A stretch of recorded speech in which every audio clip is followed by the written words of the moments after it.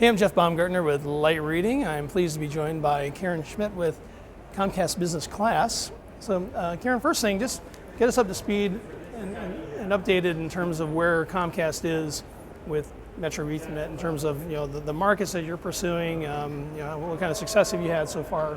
Okay, all right. Well, Jeff, Comcast has been in Ethernet. We announced really just last May, so we're still kind of a newcomer. But we've got service today in 20 of the top US metropolitan areas. So we're pretty excited about, actually we're in market with real customers. We're in 40 states. We are primarily fiber-based, and we're looking to extend that as well. Okay. And you're in a lot of markets. One of the things that have come up, one of the things that's come up with this event is that there are a lot of suppliers, a lot of competition in these markets. So how is Comcast trying to differentiate itself in the markets where you're doing Metro E now? It's interesting. I think we're pretty uniquely positioned, and when we talk to customers, that resonates. The fact is that we've got the size and the financial backing. I mean, Comcast is a really financially healthy company, and so we have a commitment from a large company for us to be in the Ethernet services, and yet we're a small business within Comcast. So that gives us clarity of purpose that looks a little more like a CLEC. So we think we've got the best of both worlds, and it positions us to really bring solutions to businesses. And I guess another piece of that is that we've got a lot of, on one hand, I just talked to you about our national reach, but we also have really local depth in terms of capabilities. And our model is built around having a lot of people on the ground in both sales and technical positions that are dedicated to Ethernet, dedicated to enterprise. And that's another really unique differentiator for us. Okay, and I realize that Comcast is kind of a relative newcomer on the Metro East side, and you guys are really focused on kind of that mid-sized sort of business customer. So have you guys given much thought yet in terms of maybe even moving up beyond that into like larger enterprise?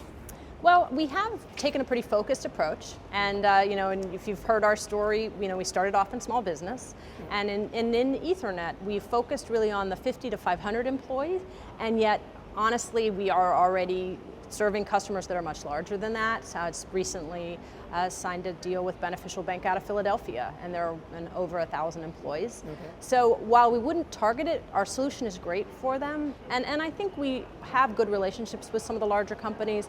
I don't envision us quickly becoming the network provider for a Fortune 100 company, but we definitely are well positioned to serve branches, regional offices, local connectivity, and do a great job for those companies. Okay. So there's some opportunistic situations that, where you can maybe move up beyond kind of that traditional, the area that you're initially focused on. I think so, and I think over time that will change, but we try to stay pretty focused on our end.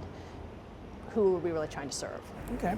The last thing I want to ask you about was the kind of the footprint for Ethernet services. Obviously, with Metro E, you guys are very it's fiber based, but you have a lot of HFC plant. Obviously, that's pretty much everywhere in terms of being able to extend your reach. So, how much work have you guys done to kind of bring Ethernet services to the HFC side of the business? Interesting question. We have been very fiber focused, and that's really where we've invested in terms of new builds.